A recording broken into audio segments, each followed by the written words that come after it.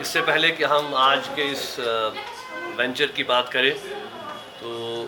سب سے پہلے میں کل کے سانحہ کے حوالے سے بات کرنا چاہتا ہوں، کیونکہ ظاہر سی بات ہے کہ پوری کشمیری قوم آج غم زدہ ہے، ماتم زدہ ہے کہ جو کل سانحہ پیش آیا، اس میں اتنی بڑی تعداد میں معصوم جانوں کا ضیاع ہوا ہے، اور ہم سمجھ سکتے ہیں کہ وہ گھر والے، وہ اہل و عیال کس کرب اور کس تکلیف سے گزر رہے ہوں گے۔ اگرچہ بحیثیت مسلمان ہمیں اس بات کا پورا ایمان ہے اس بات پر کہ ہر کوئی خیر اور ہر کوئی شر اللہ تعالیٰ کی طرف سے ہے، اور ہم ان کو صبر اور ہمت کی ہی تلقین کر سکتے ہیں، لیکن یہ سمجھنا بہت مشکل ہے کہ ان کے دلوں پر، ان کے گھروں پہ کون سی مصیبت پڑی ہے۔ تو جہاں پہ ظاہر سی بات ہے کہ ہم صبر کی تلقین کریں گے، وہاں پہ ہمیں یہ بھی دیکھنا ہے کہ یہ سانحہ کیا ٹالا جا سکتا تھا، یہ کیوں پیش آیا۔ تو میں سمجھتا ہوں کہیں نہ کہیں ہمیں اس بارے میں اندرونی طور بھی دیکھنا ہے۔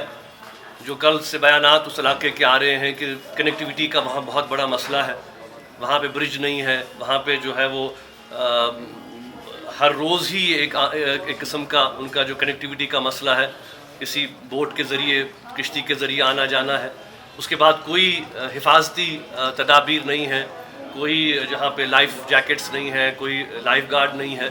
یہ ایک بہت بڑا پرابلم ہے، اور اس کے ساتھ ساتھ اسی علاقے کا نہیں بلکہ اس کے ساتھ جو اور علاقہ جات ہیں ان کا بھی یہی ماننا ہے کہ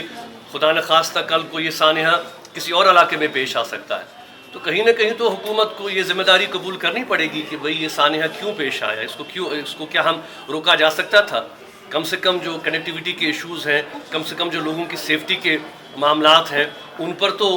اس کو یہ دھیان دیا جانا چاہیے۔ تو ہم اپنی طرف سے اور پوری جموں کشمیر کے عوام بہرحال اللہ تعالیٰ سے دست دعا ہیں کہ اللہ تعالیٰ ان سب کو ہمت دے، صبر دے، اور ہم بس ان کے لیے دعا گو ہیں کہ اس پوری اس غم میں اور اس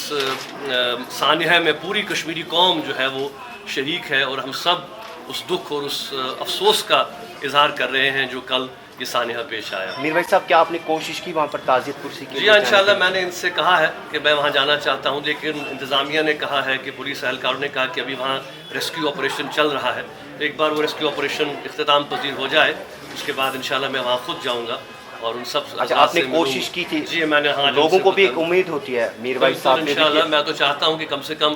اس غم اور اس افسوس کی گھڑی میں ہم ان کے ساتھ جو ہے وہ